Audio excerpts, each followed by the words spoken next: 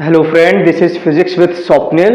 और टुडे आज अपन सीखने वाले हैं इंटीग्रेशन। तो इंटीग्रेशन में कुछ रूल्स होते हैं, जैसे बहुत ही बेसिक कुछ रूल्स हैं, जैसे इंटीग्रेशन ऑफ एक्स की पावर एन डी एक्स है। ठीक है, इसको कैसे रीड किया जाता है? इस सिंबल बोलते हैं इंटीग्रेशन ऑफ एक्स की पावर एन डी एक्स। ठीक है, तो इसका जो आंसर होता है वो होता है एक्स की power n plus one upon n plus one, मतलब power plus one upon power plus one. जो भी पावर है plus one upon power plus one. Example लेते तो और समझ में आएगा। जैसे आपका एक्स क्यूब है, integration of x cube d x आपको करना है, तो क्या आंसर होता है इसका?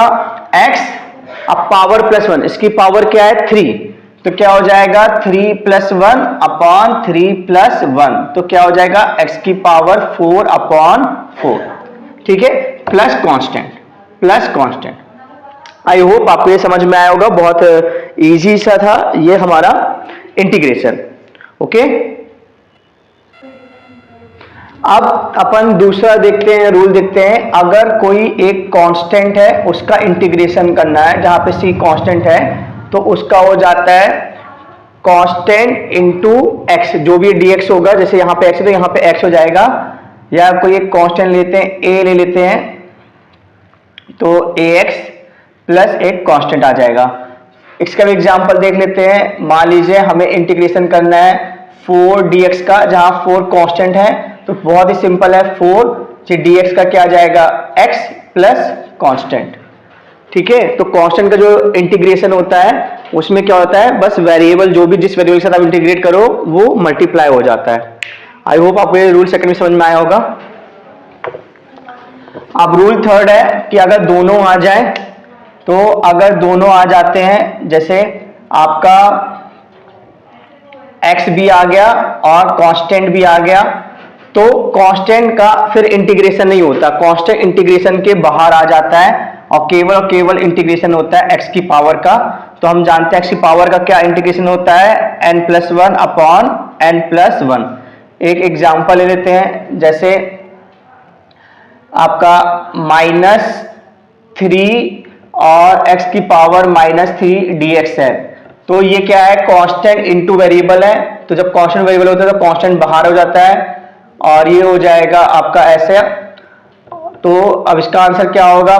Power plus one upon power plus one, तो क्या हो जाएगा? -3 और क्या हो जाएगा? -2 अपॉन -2। तो ये आपका आंसर आ जाएगा।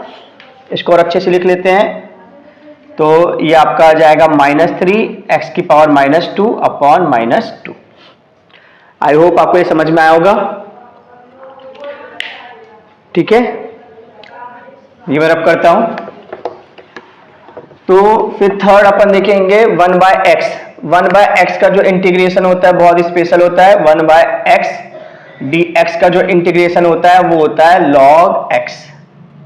ठीक है, ये कुछ रूल्स हैं जो हमें याद रखने हैं। ठीक है, ये रूल नंबर हमारा 4th हो गया। 5th है, हमें याद रखना है इंटीग्रेशन ऑफ e की पावर x dx जो होता है e की पावर x ही होता है। ये 5th रूल हो गया।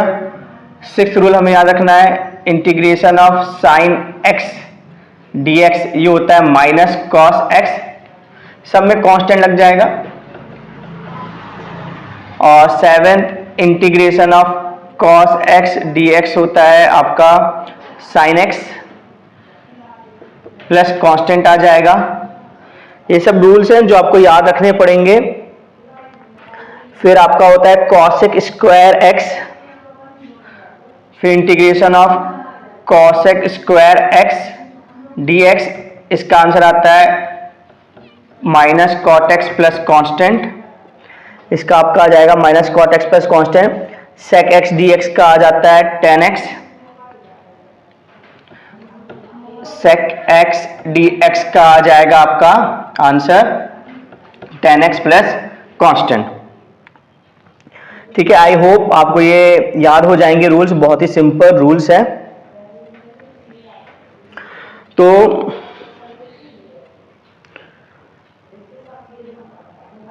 तो आपको साइन एक्स क्या हो जाएगा, माइनस कॉस एक्स प्लस सी एक्स की, और 1/x का क्या होता है, लॉग एक्स होता है, ई की पावर एक्स का ई पावर एक्स ही होता है, कॉस एक्स का साइन एक्स होता है, कॉसेक स्क्वायर एक्स का माइनस कॉट एक्स होता है, और आपका सेक एक्स का, आपका जो सेक एक्स है, सेक स्क्वायर एक्स है, सेक स्क्वायर एक्स का आपका आता है 10 x, sec square, sec x नहीं, सेक स्क्वायर एक्स का आपका आ जाएगा 10x। Okay, sec square x का हो जाएगा 10x। मैं ये रब करता हूं,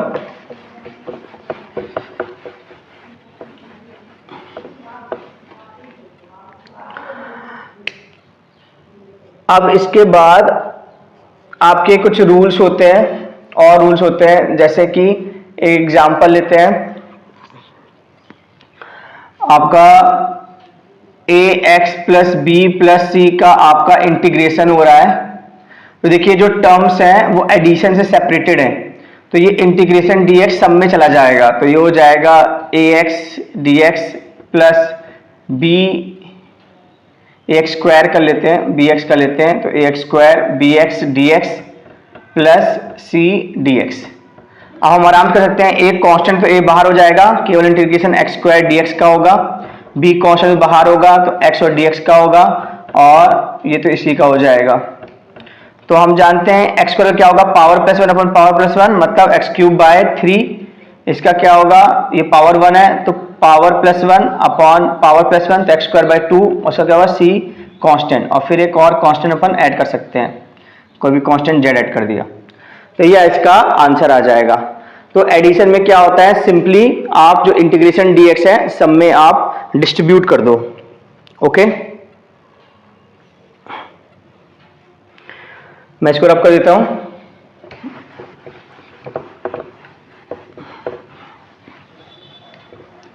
अब कुछ एग्जांपल्स लेते हैं, जैसे x माइनस 1/x का हमें इंटीग्रेशन करना है, तो फिर से वही है, दो टर्म में जो प्लस माइनस सेपरेटेड है, तो इंटीग्रेशन dx इसका भी होगा, इंटीग्रेशन dx इसका भी होगा, तो ये आ जाएगा integration x dx minus integration 1/x dx, तो x dx का क्या होगा, इसकी पावर 1 है तो power plus 1 upon power plus 1, फिर 1/x का हम जानते हैं क्या होता है, log x, और ये कांस्टेंट, तो इसका आंसर आ जाएगा ये, बहुत ही सिंपल तरीके से।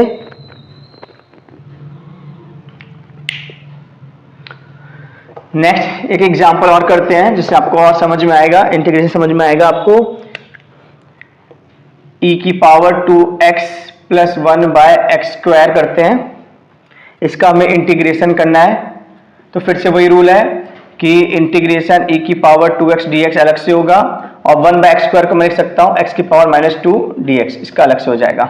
अब e की पावर x का हमें पता होता है, e की पावर x का क्या होता है, e की पावर x होता है, लेकिन यहाँ e की पावर 2x है, तो अगर ऐसा कुछ होता है ना, तो जो ऊपर चीज होती है उसका डिफरेंशिएशन कर दो, तो अगर e की पावर ax का इंटीग्रेशन करना होता है तो ये होता है e की पावर ax, और फिर डिफरेंशिएशन हो जाता है ax का, तो ax का डिफरेंशिएशन क्या हो जाएगा, a आ जाएगा, तो e की पावर ax का जो इंटीग्रेशन होता है वो e की पावर ax अपॉन a होता है, तो यहाँ e की पावर 2x है तो इसका इंटीग्रेशन क्या होगा, e की पावर 2x बाय 2, प्लस इसका पावर प्लस 1 पावर प्लस 1, तो x की पावर -2 प्लस 1 -2 प्लस 1, तो हमारा आ जाएगा e की power 2x by 2 plus x की पावर -1, ये आंसर आ जाएगा। आई होप आपको ये समझ में आया होगा। मैं रब कर देता हूं ये,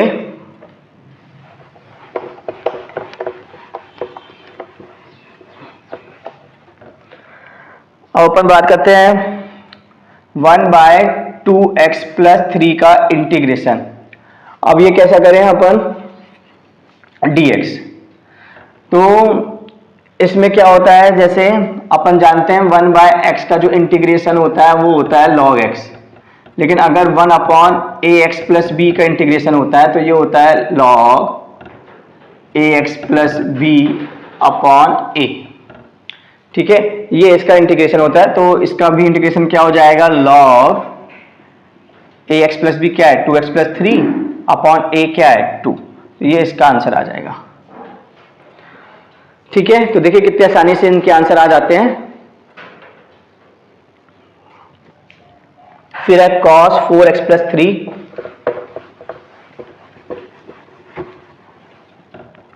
तो अपन करेंगे cos 4x प्लस 3 का इंटीग्रेशन। तो हम सब जानते हैं cos का जो इंटीग्रेशन होता है वो होता है sin x। अब अगर cos ax प्लस b है तो उसका भी यही होगा integration sin ax plus b, और फिर इस चीज का डिफरेंशिएशन, तो ax प्लस b का डिफरेंशिएशन क्या होगा a, तो डिवाइड बाय a। तो इसका आंसर हो जाएगा sin 4x प्लस 3 अपॉन 4। आई होप आपको ये समझ में आया होगा।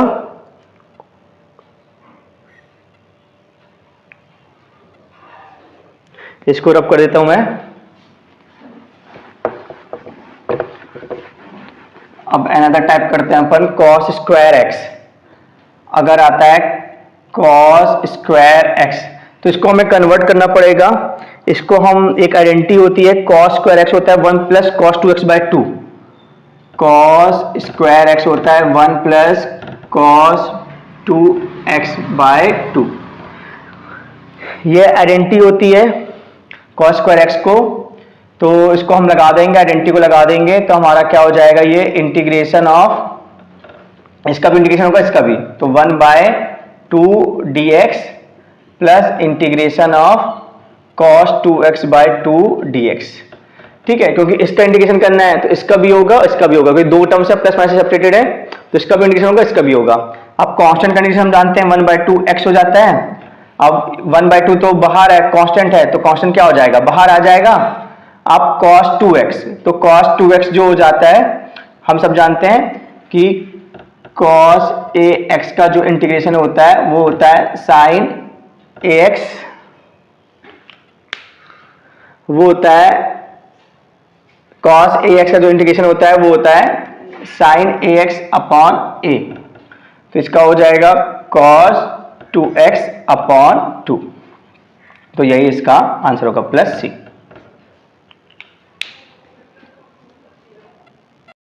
Hello friends, this is physics Swapnil और आज हमारा टॉपिक है वो है डिफरेंशिएशन।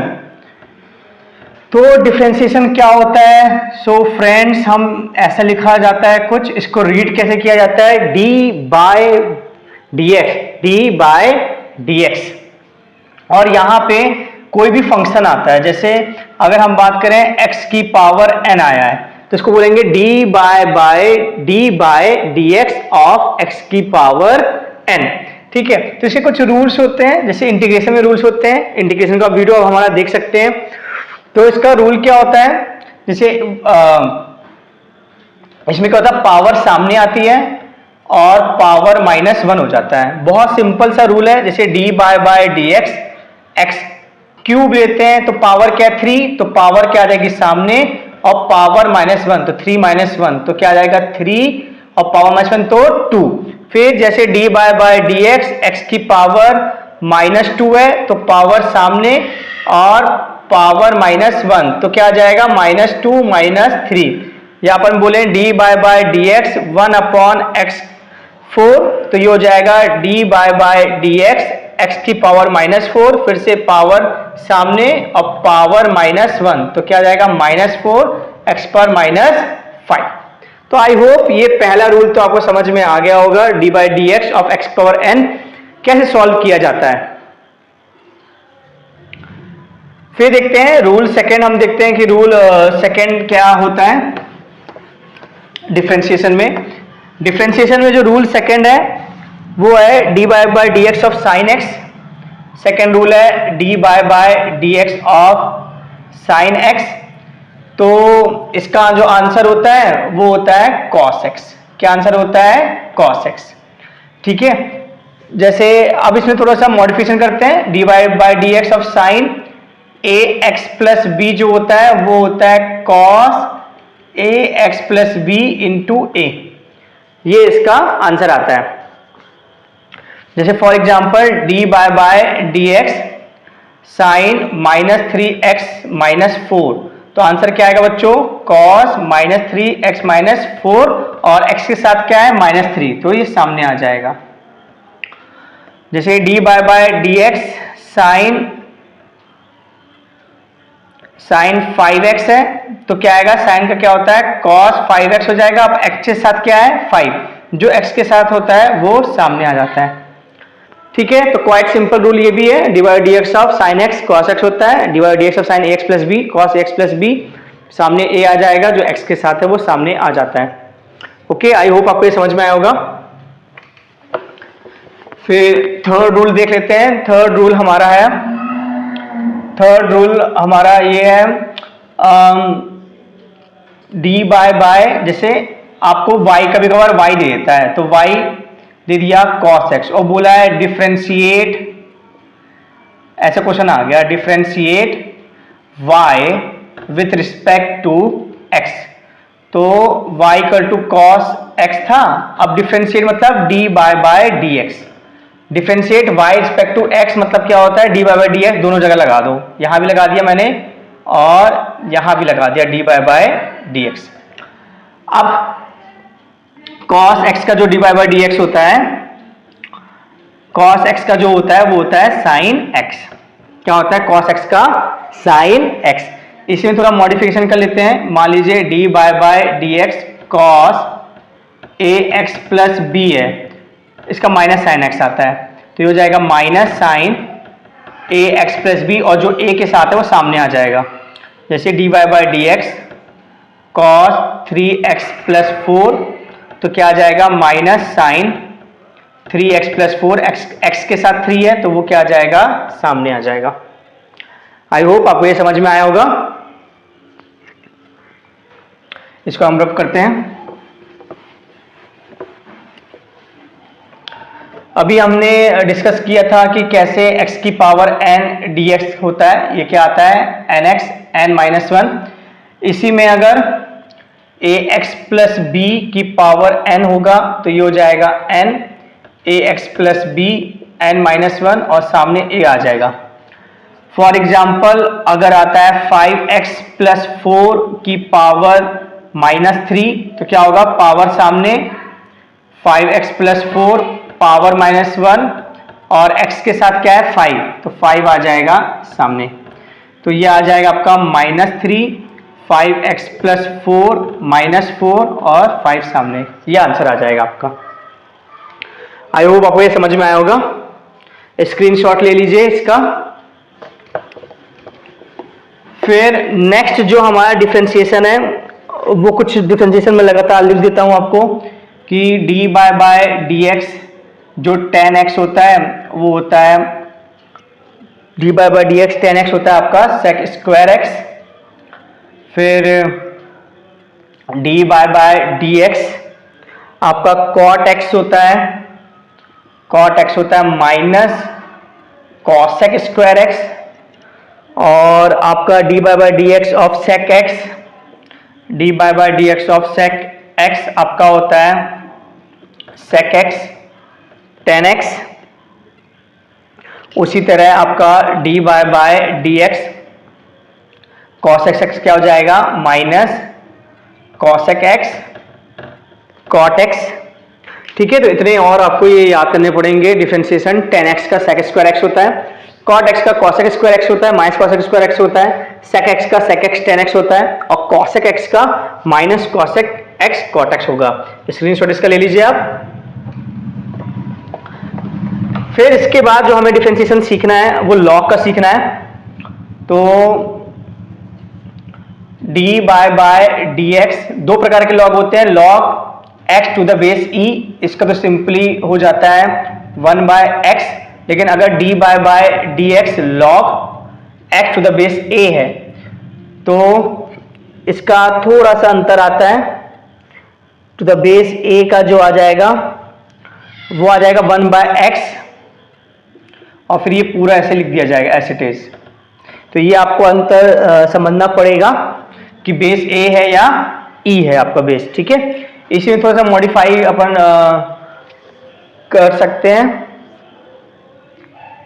अगर d by d x log to the base e ax plus b होता है तो ये हो जाएगा 1 अपॉन ax प्लस b, और x के साथ a है तो यहाँ पे आ जाएगा a। जैसे कि d by by d x log to the base e 3x minus 5 है, तो ये आ जाएगा 1/3x माइनस 5, और x का 3 है तो 3 आ जाएगा सामने। आई होप आपको ये समझ में आए होंगे।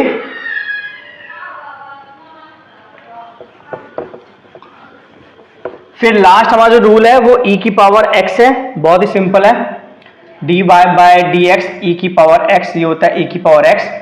अगर थोड़ा सा इसमें ट्विस्ट कर दिया जाए, e की पावर ax कर दिया जाए, तो ये हो जाएगा e की पावर ax इंटू a। जैसे डी बाय डी एक्स ई की पावर -5x है, तो हो जाएगा e की पावर -5x, x के साथ क्या है -5, तो सामने आ जाएगा -5। नोट कर लीजिए या इसका स्क्रीनशॉट ले लीजिए आप।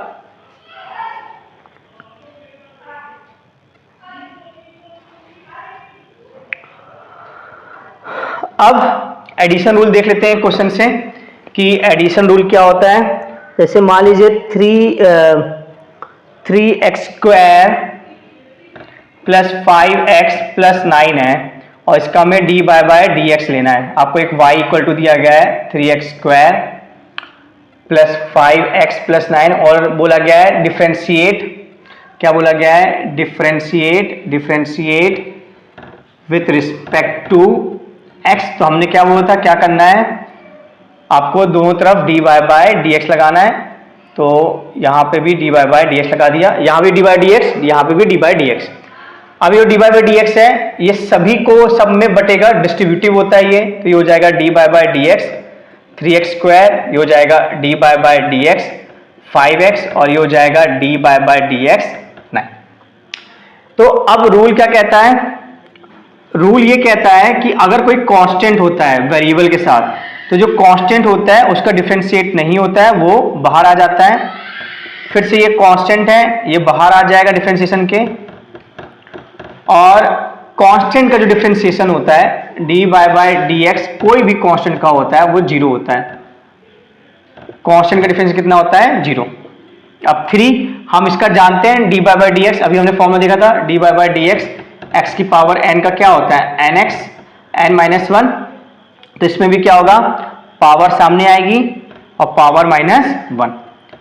इसमें भी पावर 1 है तो पावर सामने आएगी और पावर -1। ठीक है, तो ये हो जाएगा आपका बेटा 6x1 प्लस 5। अब x की पावर 0 क्या होती है? 1, तो 6x प्लस 5 आपका आंसर आ जाएगा। आई होप आपको ये समझ में आया होगा।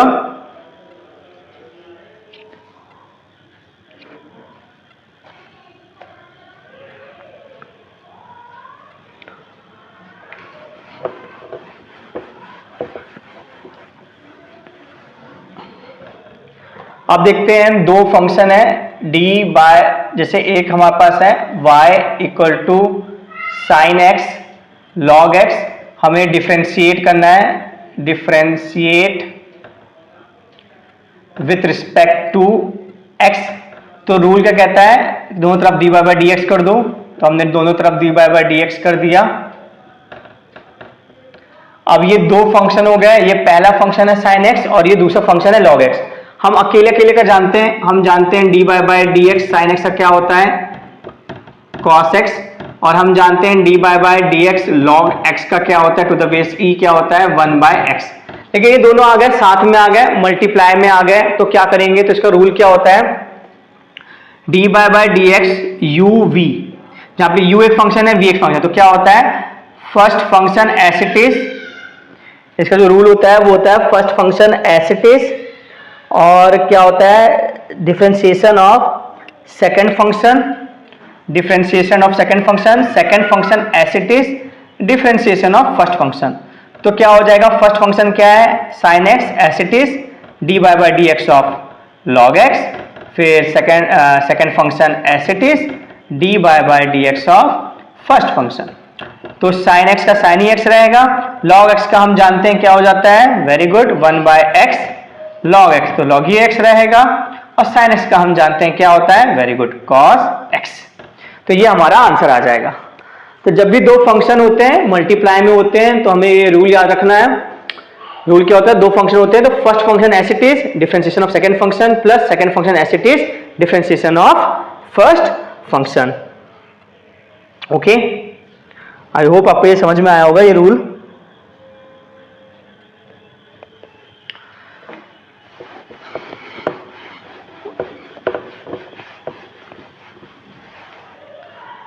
अब यही चीज अगर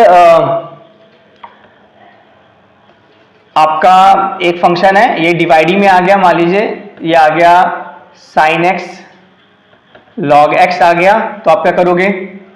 तो फिर से हमें अलग अलग का पता है, d by d x of sine x हमें पता है क्या होता है कॉस एक्स, और d by d x log x का हमें पता है क्या होता है 1/x। तो इसका भी रूल है, अगर दो फंक्शन होते हैं u v, u upon v दो फंक्शन है डिवाइड में, तो इसमें क्या होता है, इसका बहुत सिंपल सा रूल है कि नीचे वाले फंक्शन का स्क्वायर कर दो, फिर क्या करना पड़ता है, first function as it is रहता है, नीचे वाला फंक्शन एज इट इज रहता है, फर्स्ट फंक्शन का आपको डिफरेंशिएट करना पड़ता है और माइनस लगाना पड़ता है, और फिर ऊपर वाला फंक्शन एज इट इज और नीचे वाले फंक्शन का डिफरेंशिएट, ये रूल होता है। चलिए इसको अप्लाई करते हैं। तो हम कर देंगे d y by d x, और ये हो जाएगा d y by d x, और क्या हो जाएगा sine x upon log x to the base e. तो क्या रूल होता है, नीचे वाले फंक्शन का स्क्वायर, तो नीचे वाले फंक्शन का हम स्क्वायर कर लेते हैं, लॉग एक्स का स्क्वायर कर लेते हैं, फिर नीचे वाला function as it is, first function का differentiation minus first function as it is और नीचे वाले का डिफरेंशिएशन, ये होता है। तो हम जानते हैं इसका क्या हो जाएगा, log x to the base H it is, d by d x क्या, साइन एक्स क्या होता है करेक्ट, cos x होता है माइनस साइन एक्स, और d by d x log x क्या होता है 1/x, और नीचे क्या हो जाएगा log x का स्क्वायर। तो आई होप आपको ये समझ में आया होगा ये सोल्यूशन, और भी क्वेश्चन प्रैक्टिस करते हैं इस बेसिस पे, नोट कर लीजिए, स्क्रीनशॉट ले लीजिए इसका।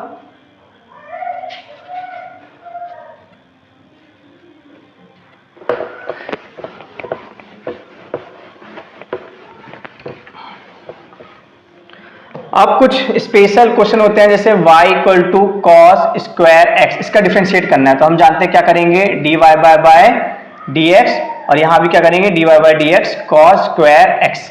अब हमें नहीं पता कॉस स्क्वायर एक्स क्या होता है, लेकिन हमें आइडेंटिटी पता है, कॉस स्क्वायर एक्स क्या होता है 1/2 प्लस कॉस 2x/2 होता है। तो हम ये आइडेंटिटी का यूज करेंगे, d y by d x ये हो जाएगा 1/2 प्लस cos 2x/2। अब हम जानते हैं d y by d x इसको भी जाएगा, d y by d x इसको भी जाएगा, तो ये क्या हो जाएगा बच्चा, d y by d x 1/2 और d y by d x cos 2x/2।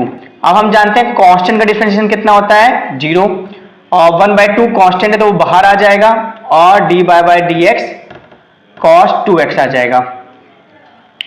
तो cos 2x का हम जानते हैं क्या होता है, माइनस साइन 2x और x के साथ क्या है 2, तो वो क्या आ जाएगा सामने, तो इसका ये आंसर आएगा।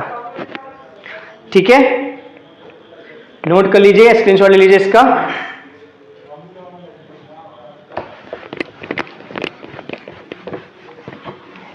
एक बार और एग्जांपल से क्लियर करवाते हैं आपका, जैसे केवल एक कांस्टेंट है 5, केवल एक कांस्टेंट है 5, केवल एक कांस्टेंट है 5, तो इसका डिफरेंशिएशन क्या होता है 0।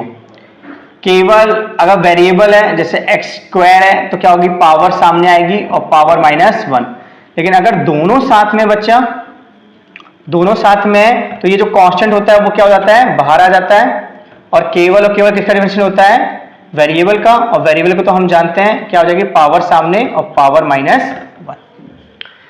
ठीक है, तो कभी कभी कंफ्यूजन होती है, तो कंफ्यूजन दूर करने के लिए फिर से बता दिया, कांस्टेंट का 0 होता है, वेरिएबल का क्या होता है पावर सामने पावर -1 और दोनों आ जाए तो कांस्टेंट बाहर निकल आता है और केवल डिफरेंशिएशन कितना होता है, वेरिएबल का। ओके, आई होप आपको ये समझ में आया होगा।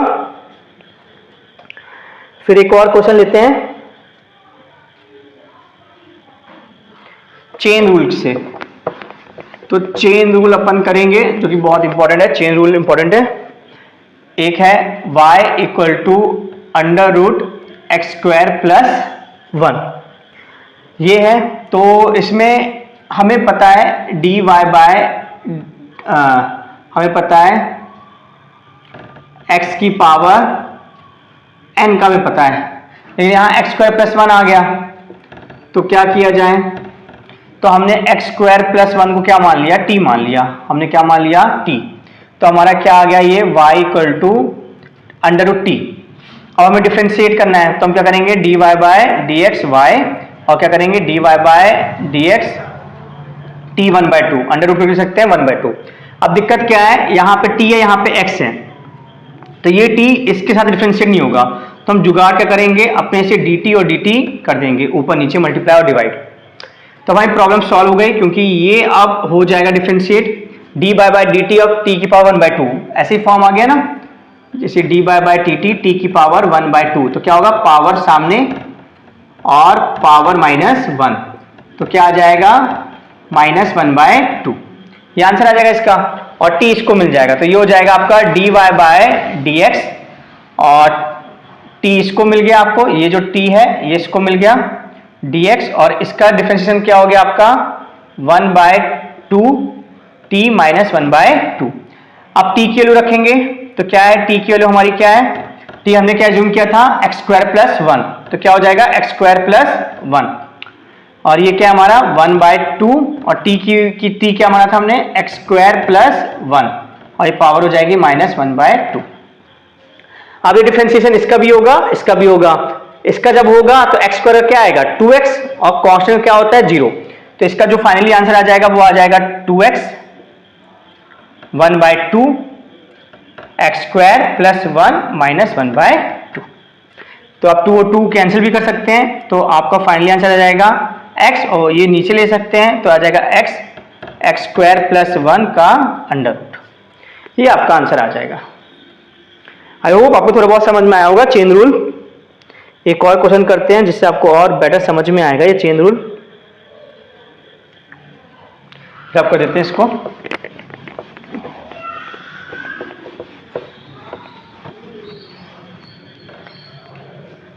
जैसे आपका y equal to cos x³ है, तो हम जानते हैं, हम तो cos x का हमें पता है dy बाय dx क्या होता है -sin x होता है। अब ये क्या फंस गया, तो हमने x³ क्या मान लिया, t मान लिया। ठीक है, हमने क्या मान लिया, x³ को t, तो हमारा क्या हो गया y equal to cos t हो गया। अब हम डिफ्रेंशिएट करेंगे तो dy बाय dx यहाँ पे भी और dy बाय dx यहाँ पे भी। फिर से दिक्कत आ गई, यहाँ x है यहाँ t है, तो हम क्या करेंगे जुगाड़ dt और dt कर देंगे, तो हमारी समस्या का समाधान आ गया। ये dy by dt of cos t हम जानते हैं, dy by dx of cos x sin x होता है, तो dy by dt cos t क्या होगा -sin t होगा।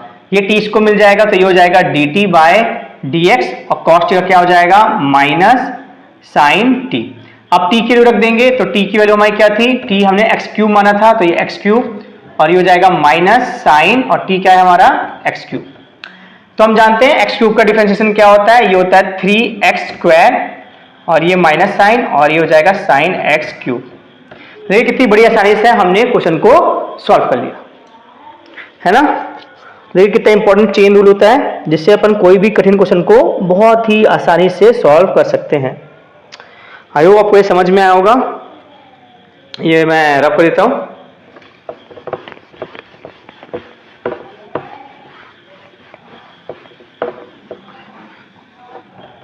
अब एक लास्ट क्वेश्चन करते हैं, y इक्वल टू sin²√x।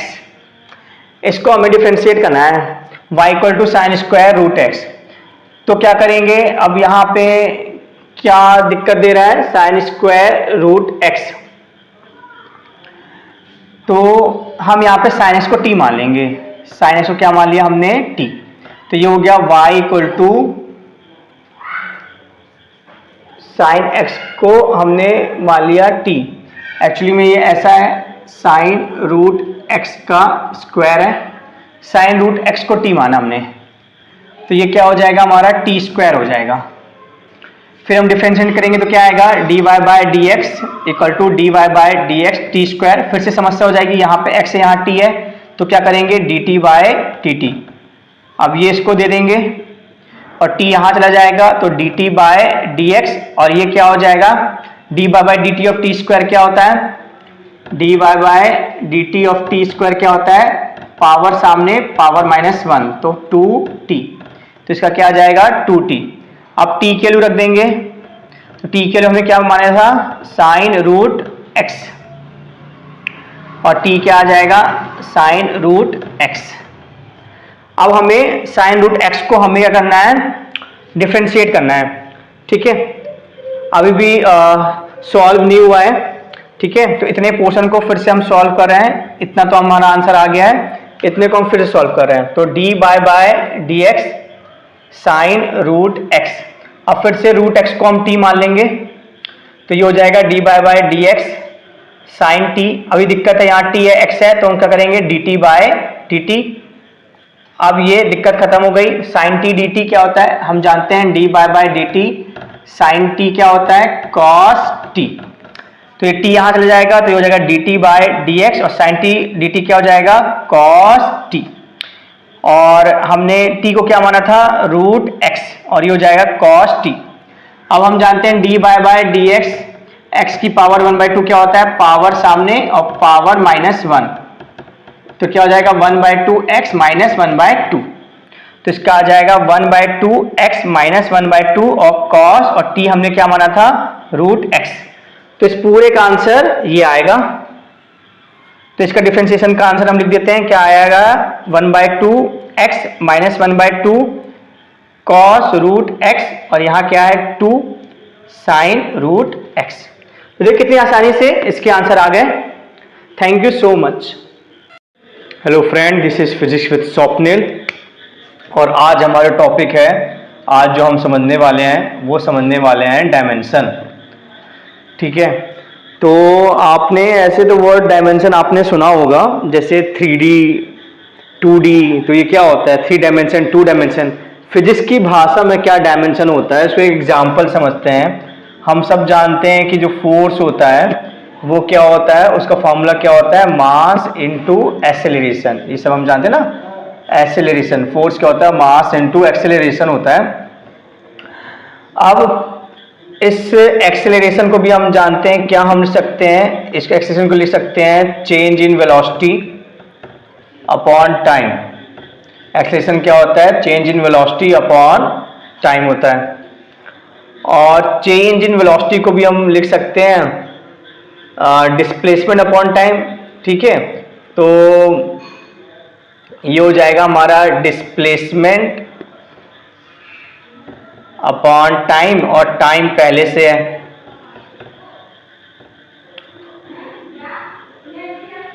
ठीक है, तो ये चेंज।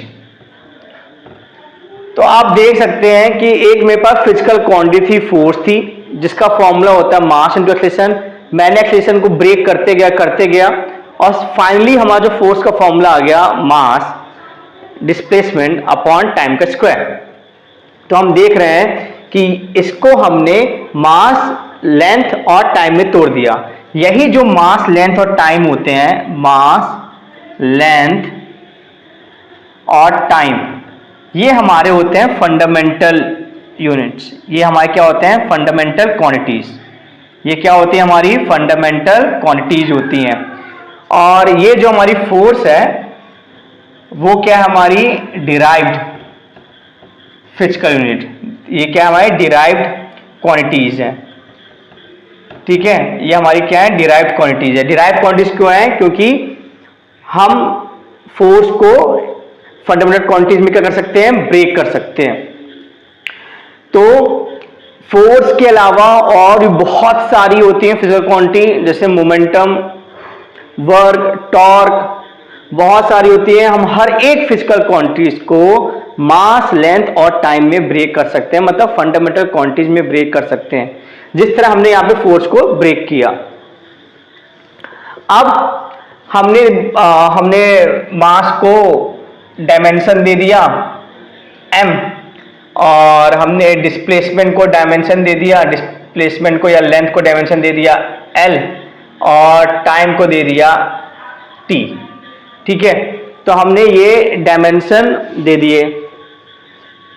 ठीक है, मास को दे दिया था हमने m दे दिया डायमेंशन। ठीक है, मास को हमने दे दिया m डायमेंशन दे दिया। तो इसी फोर्स को हम लिख सकते हैं, मास के लिए m हमने किया था, डिस्प्लेसमेंट की l, और ये t स्क्वायर, या इसको ऐसे लिख सकते हैं mlt-2। ठीक है, तो दो वर्ड होते हैं, एक तो वर्ड होता है हमारा डायमेंशन और एक तो वर्ड होता है हमारा डायमेंशन फॉर्मूला। तो ये आपको जो दिख रहा है mlt-2, ये होता है डायमेंशन फॉर्मूला, इसको बोला जाता है डायमेंशन फॉर्मूला, इसको बोला जाता है डायमेंशन फॉर्मूला। ठीक है, और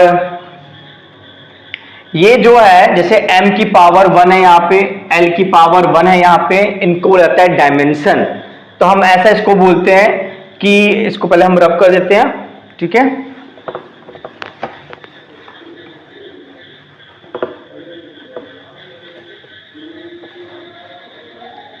तो हम बोलते हैं कि dimension of force in mass is 1, मतलब मास की पावर क्या है, और length is 1 and time is -2। मतलब जो भी फंडामेंटल हमारी क्वांटिटीज थी, जो भी हमारी फंडामेंटल क्वांटिटीज थी, इसको थोड़ा सा और नीचे लिख देता हूं मैं, इसको थोड़ा नीचे लिख देता हूं। तो फोर्स का हमारा आया mlt-2। तो जो भी हमारी फंडामेंटल क्वांटिटी mlt, उनकी जो पावर है, जैसे m की पावर 1 है, l की पावर 1 है, t-2 है, इन्हीं पावर्स को बोला जाता है डायमेंशंस। ठीक है, इन्हीं पावर्स को क्या बोला जाता है, डायमेंशंस। ओके, तो इन टोटल हमने क्या सीखा, कोई भी हमारी जो डिराइव क्वांटिटीज है वो फंडामेंटल क्वांटिटीज के में ब्रेक कर सकते हैं। जो पावर्स आती हैं फंडामेंटल क्वांटिटीज की, जैसे यहाँ पे फंडामेंटल क्वांटिटीज मास की पावर आई 1, तो हमारा डायमेंशन हो गया फोर्स का मास में 1। यहाँ फंडामेंटल क्वांटिटीज की पावर आई 1, तो हमारा dimension of force in length हो गया 1, और यहाँ फंडामेंटल क्वांटिटी टाइम की पावर आई -2, तो हमारा फोर्स का डायमेंशन टाइम में क्या हो गया, -2। और इस पूरे चीज को बोला जाता है, ये जो पूरा ब्रैकेट में लिखा है, इस पूरे को बोलते हैं डायमेंशन फॉर्मूला। क्या बोलते हैं, डायमेंशन फॉर्मूला। तो अगर आता है फोर्स का डायमेंशन फॉर्मूला क्या है, तो फोर्स का डायमेंशन फॉर्मूला क्या है, mlt-2, और फोर्स का डायमेंशन क्या है, तो फोर्स का डायमेंशन किस में, मास में क्या है 1, लेंथ में क्या है 1, और टाइम में क्या है -2।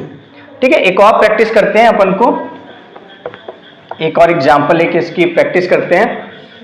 जैसे कि हमने एक क्वांटिटी लिया, पावर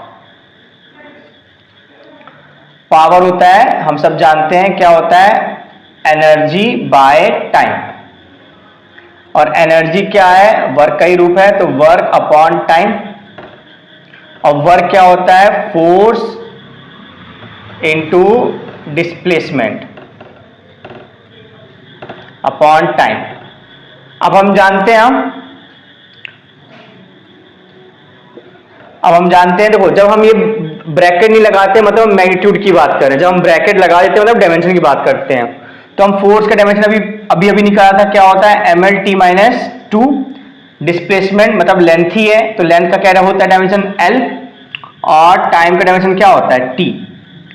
तो ये t ऊपर जाएगा और ये l क्या हो जाएंगे, l स्क्वायर, और हो जाएगा t-3।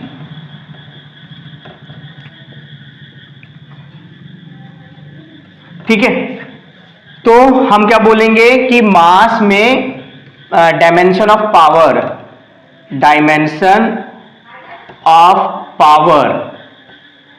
In mass is 1, length is 2 and time is -3। और ये पूरा जो लिखा है वो उसको क्या बोलते हैं, डायमेंशन फॉर्मूला। क्या बोलते हैं, डायमेंशन फॉर्मूला। ठीक है, तो आप आई होप आपको समझ में आया होगा। ये जो पावर थी ये भी एक डिराइव फिजिकल क्वांटिटीज है, इसको हमने एमएलटी में ब्रेक कर दिया जो कि फंडामेंटल क्वांटिटीज है। जो फंडामेंटल क्वांटिटीज है उनकी जो पावर्स होती हैं वही डायमेंशन होता है। जैसे मास एक फंडामेंटल क्वांटिटी, उसकी पावर क्या आ रही है 1, तो पावर का डायमेंशन मास में क्या हो गया 1। लेंथ एक फंडामेंटल क्वांटिटी है, उसकी पावर क्या आ रही है 2, तो पावर का डायमेंशन लेंथ में क्या हो गया 2। और टाइम एक फंडामेंटल क्वांटिटी है, उसमें पावर क्या आ रही है -3, तो पावर का डायमेंशन टाइम में क्या हो गया -3। और ml2t-3 क्या बोलेंगे, डायमेंशन फॉर्मूला ऑफ पावर। अब हम ये क्यों कर रहे हैं, इसका बहुत यूज है और यही हम अगले लेक्चर में समझेंगे। Thank you so much. Hello friends, this is physics with Swapnil और आज हमारा जो टॉपिक है वो है एप्लीकेशन ऑफ डायमेंशन। ठीक है, हमें डायमेंशन के एप्लीकेशन देखना है। तो डायमेंशन इसके पहले आप जानते हो, प्रीवियस वीडियो में आप देख सकते हो क्या होता है डायमेंशन। आज हमें इसका एप्लीकेशन देखना है। तो डायमेंशन की हेल्प से हम यूनिट्स पता कर सकते हैं किसी भी सिस्टम में। जैसे फॉर एग्जांपल फोर्स है हमारा, और फोर्स का डायमेंशन क्या होता है हम सबने निकाला था कुछ लेक्चर में, क्या था mlt-2, ये इसका डायमेंशन होता है। तो जनरली हमारे पास दो सिस्टम होते हैं, एक होता है SI सिस्टम होता है और एक होता है हमारे पास CGS सिस्टम होता है। SI सिस्टम में क्या होता है, जो मास होता है वो kg में होता है, लेंथ मीटर में होती है, टाइम सेकंड में होता है। CGS सिस्टम में मास ग्राम में होता है, लेंथ सेंटीमीटर में होती है और टाइम तो तुम्हारा सेकंड इनवर्स में होता है। तो देखिए, अगर मुझे डायमेंशन पता है किसी भी फिजिकल क्वांटिटी का, तो मैं किसी भी सिस्टम में उसकी यूनिट्स पता कर सकता हूं। ज्यादातर इनकी यूनिट्स का कुछ एक अलग नाम भी हो जाता है, जैसे इस यूनिट को बोला जाता है न्यूटन बोला जाता है और इस यूनिट को बोला जाता है डाइन। क्या बोला जाता है, डाइन। ठीक है, तो हम किसी भी सिस्टम में निकाल सकते हैं हम उसकी यूनिट्स। तो आई होप आपको ये समझ में आया होगा इस एग्जांपल से कि अगर मुझे कोई फिजिकल क्वांटिटी दी गई है, उसका मुझे डायमेंशन पता है, तो किसी भी सिस्टम में मैं उसका यूनिट्स निकाल सकता हूं। अब इसकी एक सेकेंड हम लोग देखते हैं, एप्लीकेशन देखते हैं जो बहुत ही इंपॉर्टेंट एप्लीकेशन है। वो ये है कि हमें कन्वर्ट करना है अपने फिजिकल क्वांटिटी को एक सिस्टम ऑफ यूनिट से दूसरे सिस्टम ऑफ यूनिट में। अब इसको भी अपन समझते हैं, जैसे कि एक वही एग्जांपल लेते हैं, फोर्स है, एग्जांपल हमारा फोर्स है। अब फोर्स का अगर हम SI सिस्टम में बात करें तो फोर्स का SI सिस्टम में क्या होता है, न्यूटन होता है। और CGS सिस्टम में क्या यूनिट होती है, CGS सिस्टम में यूनिट होती है डाइन। क्या होती है यूनिट, डाइन। ठीक है, इसमें क्या होता है, न्यूटन होता है। अब हमें पता करना है कि मान लो 5 न्यूटन कितने डाइन होता है। हमें पता करना है कि 5 न्यूटन कितने डाइन होता है। तो बहुत ही सिंपल है ये।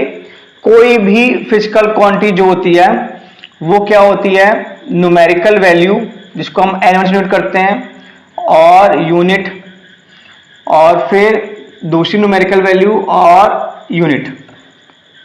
किसी भी फिजिकल क्वांटिटी को हम numerical unit, numerical value into unit से रिप्रेजेंट कर सकते हैं। ये है न्यूमेरिकल वैल्यू, ये हमारी न्यूमेरिकल वैल्यू और ये हमारी यूनिट। ठीक है, अगर हम दूसरी यूनिट में चला जाएंगे, ये यूनिट फर्स्ट है, अगर हम दूसरी यूनिट में चले जाएंगे, अगर हम यूनिट 2 में चले जाएंगे तो हमारी न्यूमेरिकल वैल्यू चेंज हो जाएगी। न्यूमेरिकल वैल्यू क्या हो जाएगी, न्यूमेरिकल वैल्यू 2 हो जाएगी। हमारी न्यूमेरिकल वैल्यू क्या हो जाएगी, चेंज। लेकिन क्या फिजिकल क्वांटिटी चेंज होगी, नहीं, फिजिकल क्वांटिटी वही रहेगी। ठीक है, तो हमें क्या दिया जाता है, हमें एक सिस्टम का हमें न्यूमेरिकल वैल्यू दिया जाता है, दूसरे सिस्टम की हमें यूनिट हमें दे दी जाती है, और हमें उसकी न्यूमेरिकल वैल्यू निकालनी पड़ती है। हम एक एग्जांपल समझेंगे, बहुत आसान है इसको समझना। अब अगर फिजिकल क्वांटिटी चेंज नहीं हो रही है तो इसके डायमेंशन भी चेंज नहीं होंगे। न्यूमेरिकल वैल्यू का कोई डायमेंशन नहीं होता तो यूनिट के डायमेंशन सेम रहेंगे। तो मान लेते हैं जो यूनिट का डायमेंशन है वो है, हमारा जो यूनिट का डायमेंशन है वो है m1a और लेंथ में हमारा है b और टाइम में हमारा है c। तो क्योंकि डायमेंशन चेंज नहीं होते हैं, यूनिट अलग अलग होगी। जैसे मास हमारा क्या हो जाएगा, एसआई में क्या हो जाएगा, मास केजी में हो जाएगा, और यहाँ मास हमारा क्या हो जाएगा, ग्राम में हो जाएगा, लेकिन डायमेंशन चेंज नहीं होगा। मास का जो डायमेंशन है वही डायमेंशन होगा, ठीक है। तो ये हमारा हो जाएगा L2B और T2C, ठीक है। तो हमें ज्यादातर क्या निकालना पड़ता है, N2 निकालना पड़ता है।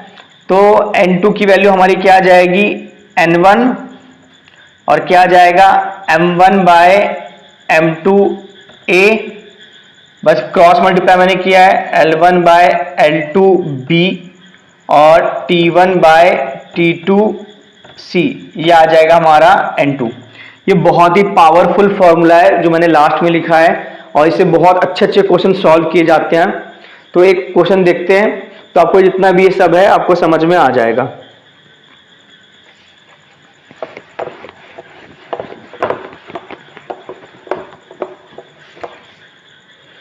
जैसे हमें कन्वर्ट करना है, क्वेश्चन है convert newton into dyne, convert newton into dyne. तो सबसे पहले हमें समझना पड़ेगा कि कौन सी फिजिकल क्वांटिटी है। तो हम जानते हैं कि फिजिकल क्वांटिटी यहां पे कौन सी है, न्यूटन किस क्वांटिटी का यूनिट होता है, फोर्स। तो फिजिकल क्वांटिटी क्या है, फोर्स। तो सबसे पहले इसका डायमेंशन लिखते हैं। तो हम सब जानते हैं कि फोर्स का डायमेंशन क्या होता है, मास में 1, लेंथ में 1 और टाइम में -2 होता है, ठीक है। तो अभी हमने फॉर्मूला डिराइव किया था, हमें बताना है, इस क्वेश्चन में हमें बताना है कि 1 न्यूटन कितने डाइन होगा। तो अभी हमने फॉर्मूला डिराइव किया था, ये हमारी वैल्यू क्या है, N1, ये क्या है U1, ये क्या है N2 और ये क्या है U2। तो हमें N2 निकालना है। तो N2 क्या होता है, N2 इक्वल टू होता है N1 M1 बाय M2 की power A, L1 by L2 की पावर B और T1 बाय T2 की पावर C। N1 कितना है हमारा 1। मास, तो मास M1 हमारी कौन सी यूनिट है, न्यूटन कौन सी होती है, SI यूनिट होती है। क्या होती है, SI यूनिट। और डाइन क्या होती है, CGS यूनिट। तो SI यूनिट में मास क्या होता है, kg, CGS यूनिट क्या होता है, ग्राम, और यहां डायमेंशन क्या आएगा, A क्या आएगा 1। लेंथ क्या होता है SI में, मीटर, CGS में क्या होता है, सेंटीमीटर, और यहां B क्या आएगा 1। टाइम क्या होता है, सेकेंड, SI में भी और CGS में भी, और C कितना आएगा -2। तो ये चीज सेम है, तो ये तो कैंसिल हो जाएगी, ठीक है। ऊपर वाला रब कर देते हैं तो थोड़ा और क्लियरिटी आ जाएगी।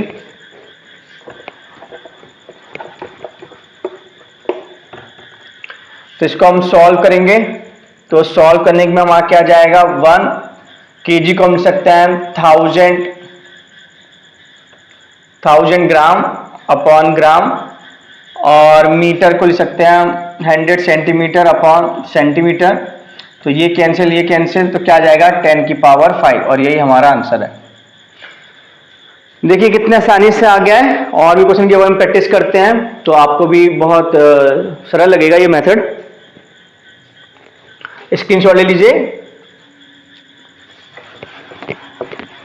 अब हमें कन्वर्ट करना है जूल टू अर्थ। क्वेश्चन है कन्वर्ट जूल टू अर्ग। तो हमें बताना है कि 1 जूल कितने अर्ग होगा। तो फिर से फिजिकल क्वांटिटी क्या है, वर्क। वर्क का डायमेंशन क्या होता है ml2t-2। तो वही formula n2 equal to n1 m1 by m2a l1 by l2 good b, फिर क्या आएगा बच्चों, very good, t1 bye t2 c। n1 कितना है 1। अब जूल क्या है हमारा SI है और अर्क क्या है CGS है। तो SI में क्या जानते हैं हम kg, CGS में क्या होता है ग्राम, A कितना है हमारा 1, फिर लेंथ क्या होती है मीटर, इसमें क्या होती है सेंटीमीटर, ये क्या हो गया 2, टाइम क्या होता है सेकेंड और क्या हो गया -2।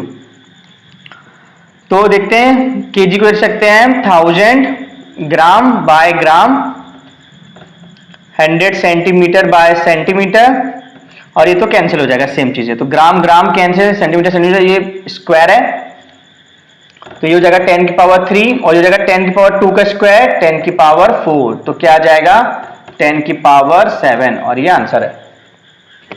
तो 10 की पावर 7 क्या है हमारा आंसर। आई होप आपको समझ में आ गया ये। स्क्रीनशॉट ले लीजिए।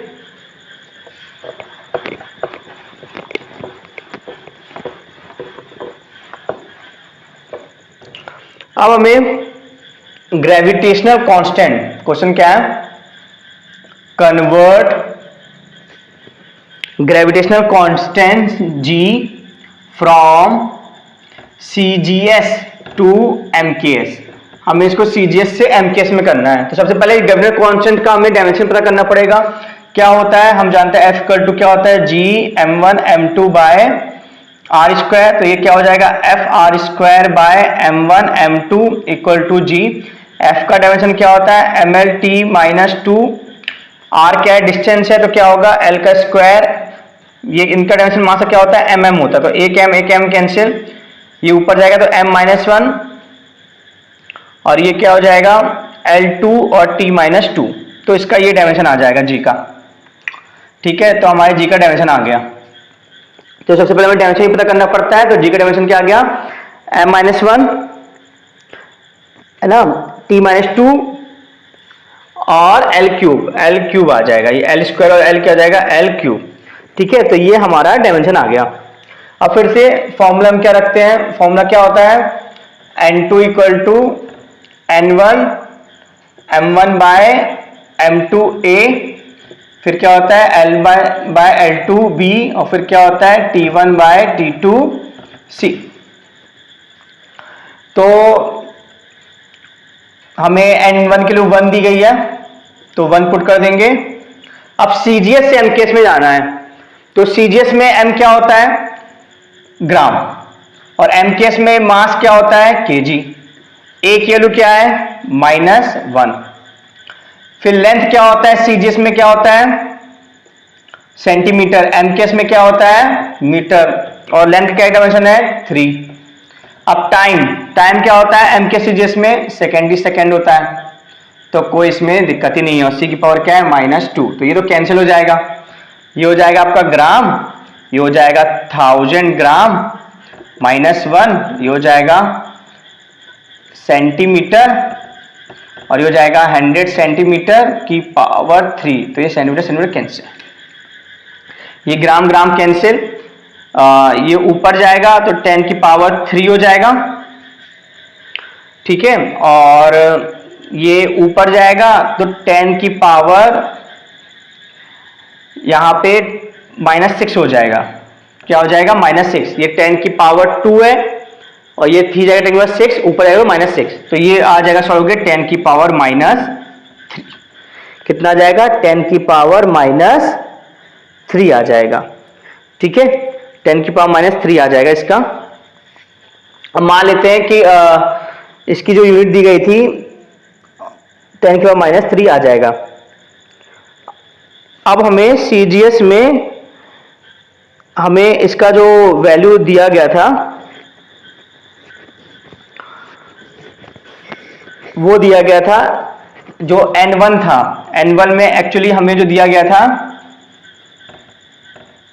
N1 दिया गया था हमें 6.67 इंटू 10 की पावर माइनस 8 दिया गया था। क्या दिया था? 6.67 इंटू 10 की पावर माइनस 8। तो N2 में क्या वैल्यू आ जाएगी?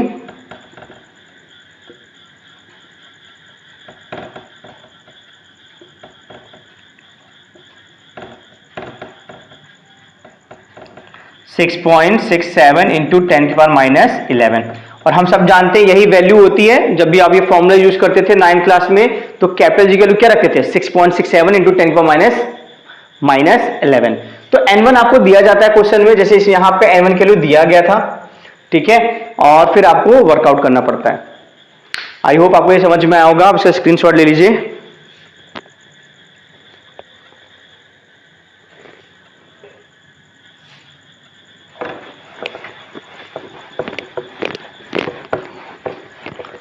अब एक और अच्छा क्वेश्चन लेते हैं। क्वेश्चन है सीजीएस में फोर्स 109 दिया गया है। क्वेश्चन क्या है? सीजीएस में जो फोर्स है वो आपको दिया गया है 109। ओके, ठीक है। अब एक अनदर सिस्टम है, न्यू सिस्टम है। एक क्या है? न्यू सिस्टम है। उसमें क्या है? उसमें जो फंडामेंटल फिजिकल क्वांटिटीज हैं वो क्या है? किलोग्राम, मीटर और मिनट है। जो फंडामेंटल क्वांटिटीज हैं वो क्या है? केजी, मीटर और मिनट। केजी, मीटर और मिनट है। तो हमें बताना है इस नए सिस्टम में फोर्स की क्या वैल्यू होगी। तो हम जानते हैं हमारा फॉर्मूला क्या होता है? N2 equal to N1, M1 bye M2 की power A, L1 by L2 की पावर B और T1 बाय T2 की पावर C। अब फोर्स का हम डायमेंशन जानते हैं। फोर्स का डायमेंशन क्या होता है? फोर्स का डायमेंशन क्या होता है? MLT minus 2। ये फोर्स का डायमेंशन होता है। N1 हमें कितना दिया गया है? N1 दिया गया है 100। कितना दिया गया? N1 हमें 100 दिया गया। अब M1 तो ये क्या है? CGS है। ये क्या है? CGS है। तो CGS में मास क्या होता है? ग्राम। नए सिस्टम में क्या दिया गया है? केजी। और मास का क्या डायमेंशन है? 1। फिर CGS में लेंथ क्या होती है? सेंटीमीटर। नए सिस्टम में कितना दिया गया है? मीटर। डायमेंशन क्या है? L का 1। फिर CGS में सेकंड के टाइम क्या होता है? सेकंड। नए सिस्टम में क्या लिया गया है? मिनट। और क्या है डायमेंशन? -2। ठीक है। तो जो जैसा दिया गया है हमने वैल्यूज पुट कर दी है। अब क्या होगा? 100 और केजी क्या होता है? 1000 ग्राम होता है। और मीटर क्या होता है? 100 सेंटीमीटर होता है। और मिनट क्या होता है? 60 सेकेंड होता है। तो ये gram gram cancel, centimetre centimetre cancel, second second cancel. और इसको सॉल्व करने के बाद लिखते हैं, ऊपर लिखते हैं क्या आएगा। तो हमारी जो वैल्यूज आ जाएंगी वो इस तरह आ जाएंगी कुछ। 100 इंटू 1/1000 इंटू 1/100 इंटू 1/3600। -2 है तो ये ऊपर जाएगा तो 3600 हो जाएगा। ठीक है, इसको अच्छे से लिख लेते हैं। ये वैल्यू जो हमारी आएगी वो आएगी 100 इंटू 1/1000 इंटू 1/100 और ये -2 इसको जाएगा। और जब ये ऊपर जाएगा तो क्या हो जाएगा? 3600। तो ये 100 कैंसिल, ये 0 कैंसिल, तो क्या जाएगा? 3.6। क्या आएगा आंसर? 3.6। और यही हमारा आंसर है। तो कैसा भी क्वेश्चन दे दें, नई यूनिट बना ले, कुछ भी कर दें, आप सिंपल ये फॉर्मूला यूज करना, आपका हमेशा आंसर आएगा। ठीक है, आई होप आपको ये समझ में आया होगा। इसको रब कर देते हैं। ओके, अब एक एनसीईआरटी का क्वेश्चन है जो आपके एनसीईआरटी की एक्सरसाइज में भी दिया गया है, उसको भी कर लेते हैं। आपको दिया गया है 4.2 जूल, आपको दिया गया है 4.2 जूल, और एक नया सिस्टम है, उसमें जो फंडामेंटल, ये न्यू सिस्टम है कोई, उस न्यू सिस्टम में जो मास है उसको क्या लिया गया है, अल्फा केजी, और जो लेंथ है उसको लिया गया है बीटा मीटर, और जो टाइम है उसको लिया है गामा सेकेंड नए सिस्टम में। तो हमें बताना है ये वैल्यू क्या आएगी, N2 क्या आएगा। ये हमारा क्या होता है N1, ये होता है U1, N2 में निकालना है और U2 में दिया गया। तो वही formula N2 equal to N1 M1 bye M2 की power A, L1 by L2 की पावर B, और T1 बाय T2 की पावर C। तो N1 कितना दिया गया हमको 4.2। M1 किस में है हमारा, SI में, जूल किस में होता है, SI में। तो SI में मास क्या होता है, kg, नए सिस्टम में मास क्या है, अल्फा kg, और वर्क का डायमेंशन क्या होता है, वर्क का हमारा जो डायमेंशन होता है वो क्या होता है mL2T-2। तो m की पावर क्या हो जाएगी 1। अब लेंथ, SI में लेंथ क्या होता है, मीटर, नए सिस्टम में क्या है, बीटा मीटर, और लेंथ का डायमेंशन क्या है 2। SI में टाइम क्या होता है सेकेंड, नए सिस्टम में क्या है गामा सेकेंड, और इसका क्या पावर है -2। तो kg metre metre second cancel, तो 4.2 ये हो जाएगा अल्फा -1, बीटा -2 और गामा 2। तो ये हमारा आंसर आ जाएगा। ओके, सो आई होप आपको ये समझ में आया होगा। ठीक है, एक लास्ट क्वेश्चन करते हैं इस कॉन्सेप्ट से, तो ये कॉन्सेप्ट बहुत पक्के हो जाएंगे आपके हमेशा के लिए। सारे वेरिएशन मैंने करवा दिए, जितने भी वेरिएशन होते हैं ना मैंने आपको सारे करवा दिए वेरिएशन। एक लास्ट है, बहुत इजी क्वेश्चन है, हमें कन्वर्ट करना है 54 kilometre per hour to metre per second, हमें इसमें कन्वर्ट करना है। तो ये हमारा N1 है, ये हमारा U1 है, N2 हमें निकालना है और U2 दिया गया है। अब हम जानते हैं ये किसका है, स्पीड का डायमेंशन है। किसका डायमेंशन है, स्पीड का, और स्पीड का डायमेंशन क्या होता है LT-1। तो वही कर देते हैं, N2 क्या होता है N1। अब सीधे सीधे वैल्यू रखते हैं, बार बार फॉर्मूला में नहीं रख रहा हूं। तो N1 कितना दिया गया है 54। अब M1 तो है नहीं, तो L क्या होता है, ये तुम्हारा क्या है, ये तुम्हारा SI है, और ये तुम्हारा क्या है CGS है। ठीक है, तो SI में लेंथ क्या होती है मीटर, CGS में क्या होती है सेंटीमीटर, इसका डायमेंशन क्या है 1। SI में टाइम क्या होता है सेकेंड, CGS में टाइम क्या होता है सेकेंड, इसकी क्या है -1। तो ये तो कैंसिल हो जाएगा, तो हो जाएगा 54 और ये हो जाएगा 100 सेंटीमीटर अपॉन सेंटीमीटर। ठीक है, तो इसमें मैंने गड़बड़ कर दिया है। ठीक है, इसमें मैंने गड़बड़ कर दिया है, ये SI नहीं है। ठीक है, ये SI है, ये आपका SI है, सॉरी, ये आपका SI है मीटर पर सेकेंड, और ये न्यू सिस्टम है कुछ, तो यहाँ मैंने गड़बड़ कर दिया है। फिर से मैं लिख देता हूँ, ये फॉर्मूला सहित लिख देता हूँ। तो आपका क्या आ जाएगा, N2 क्या होता है N1 M1 बाय M2 की power A, L1 by L2 की पावर B, और T1 बाय T2 की पावर C। तो N1 कितना दिया है 54। अब मास तो दिया नहीं गया है, तो लेंथ में जाएंगे, तो लेंथ कितने किस में दी गई है किलोमीटर में, यहाँ लेंथ किस में दी गई है मीटर में, और पावर क्या आएगी 1। यहाँ पे टाइम किस में दिया गया है R में, और यहाँ पे टाइम किसमें दिया गया है सेकंड में, और पावर क्या जाएगी -1।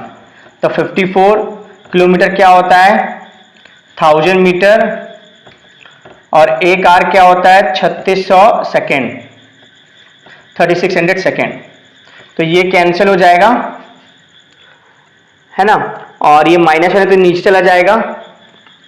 तो हमारा ये आ जाएगा 54 इंटू 1000 बाय 3600, क्योंकि ये पावर क्या है -1 है ना, तो 3600 नीचे चला जाएगा। तो ये 2 जीरो कैंसिल, ये दो जीरो जो हैं ये कैंसिल हो जाएंगे और ये हो जाएगा 2 5 जा 2 18 जा, तो 5 4 जा 20, 2 5 5 27, 270 बाय 18, 3 से कट कैंसिल हो जाएगा, 3 9 जा 3 6 जा 18, 3 9 जा 27 जीरो, और फिर कटेगा 3 2 जा 3 3 जा 0 जा, और ये 15, तो 15 मीटर पर सेकेंड आंसर आ जाएगा।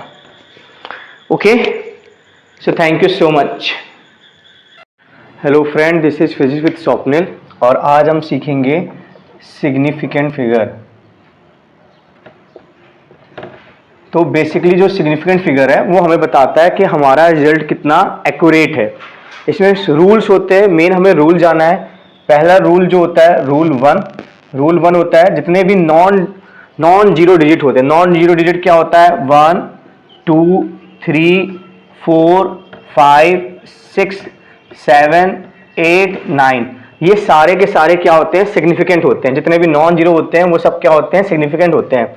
फॉर एग्जाम्पल 2 3 4 6, तो यहाँ पे नंबर ऑफ सिग्निफिकेंट फिगर कितने हो जाएंगे? 1 2 3 4 हो जाएंगे। ये अपन का है 2.356, तो यहाँ पे भी कितने हो जाएंगे? 4। जितने भी नॉन जीरो नंबर होते हैं, ठीक है, नॉन जीरो डिजिट होते हैं, वो सारे के सारे क्या होते हैं? सिग्निफिकेंट होते हैं। This is the rule number 1। अब हमारी जो कहानी फंसती है वो फंसती है जीरो में, कि जीरो क्या हो। तो अगर जीरो नॉन जीरो के बीच में आता है, अगर जीरो आपका नॉन जीरो के बीच में आता है, जैसे 2 3 0 5, 3 और 5 क्या है? नॉन जीरो है, तो जीरो क्या है? नॉन जीरो के बीच में आया, ठीक है, तो वो सिग्निफिकेंट हो जाएगा। अगर जो जीरो है वो नॉन जीरो के क्या आ रहा है? बीच में आ रहा है। ये दो जीरो क्या हो रहे हैं? नॉन जीरो के 2 और 1 के बीच में आ रहे हैं, तो ये क्या हो जाएंगे? सिग्निफिकेंट। तो यहाँ पे नंबर ऑफ फिगर कितने हो जाएंगे? 1 2 3 4, और यहाँ पे कितने हो जाएंगे? 1 2 3 4 5, ठीक है।